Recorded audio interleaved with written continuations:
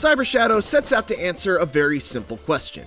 What would an NES Ninja Gaiden game look and play like if it were made today? Admittedly, it's a hypothetical that the messenger already sort of answered back in 2018, but look, sometimes questions like these can have multiple good answers, and Cyber Shadow is no better proof of that.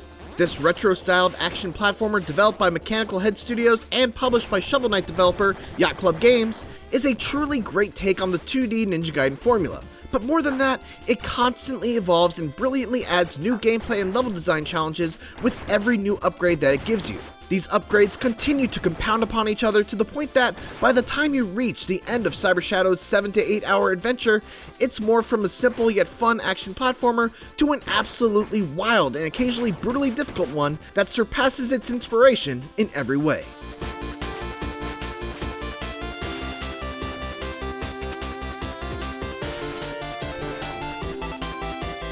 Cyber Shadow puts you into the pixelated ninja boots of the titular Shadow, who awakens from an incubation pod to find a destroyed city that's been overrun by out-of-control machines, and he is tasked with rescuing his master and freeing his clan from the clutches of the evil Dr. Progan. It's got a nice nostalgic feel, but it's a serviceable story at best and suffers from a lack of personality in its writing and its characters. But where Cyber Shadow does deliver, however, is in its gameplay. It really hits on all fronts. Level design, enemy variety, character progression, boss battles, it's all top notch. Your set of tools begins very modestly. Shadow can jump and slash his sword horizontally, and, well, that's it. This limited moveset is a large part of what drives the challenge in the early goings, because enemies and obstacles approach from all angles, but you can only hit things that are directly in front of you. Much like in, well, you guessed it, Ninja Gaiden. But this is a modern take on old school design, and it comes with modern assists to help smooth the hard edges just a little bit. Checkpoints not only give you a respawn point, but also restore your health when you step on them.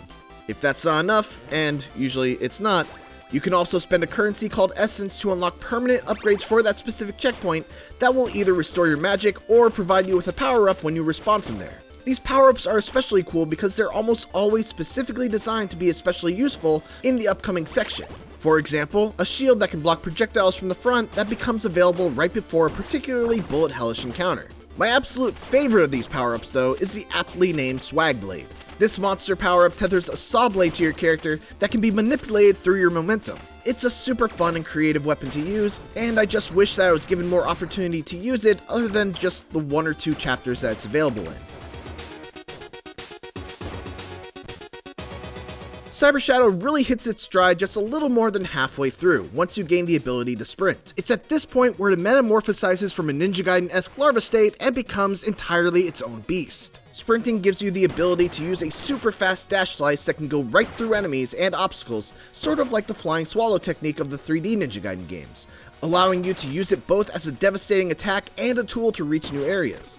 It leads to awesome moments like this where you get to feel like a badass by flying through a level without ever touching the ground.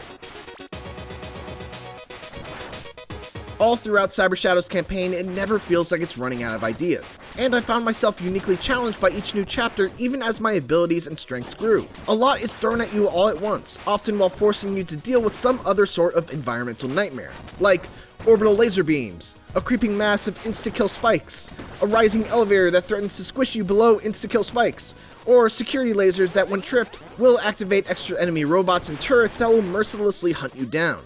So, needless to say, Cyber Shadow becomes quite difficult, but it's difficulty that always felt manageable once I'd learned the various quirks and nuances of the many enemies that patrol each chapter. There's just an incredible amount of variety in the enemy design, and it works hand in hand with both the level design and Shadow's upgrades to ensure that Cyber Shadow is consistently fresh and challenging. That being said, not all of the difficulty is what I would categorize as good difficulty. There are definitely instances where the checkpoints are spaced a little bit too far from each other, which can be the wrong kind of brutal. Naturally, any frustration I felt was eventually washed away by a much stronger feeling of triumph once I finally hit that next checkpoint, but there were definitely several moments in the latter half of the game where I was shocked at how long I had been playing in a single life without hitting a checkpoint or the end of the level. As for the post-game, there's currently no New Game Plus or other difficulties, but you can return to earlier levels and search for upgrades and collectibles you might have missed and go for that 100% completion. There's also the signature Yacht Club list of feats that provide a unique set of challenges which are pretty fun to go for even if they don't actually reward you with anything. Finally, it's worth mentioning one other similarity between Cyber Shadow and The Messenger. Their soundtracks are both absolute bangers. Cyber Shadow is a wonderful merging of old school aesthetic and modern design sensibilities, much like Shovel Knight was back in 2014.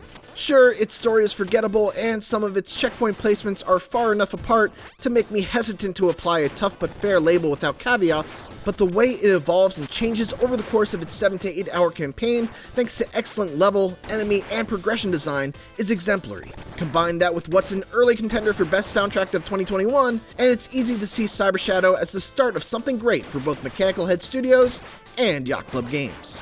For more Cyber Shadow, check out the first minutes of the game. And for everything else, keep it here on IGN.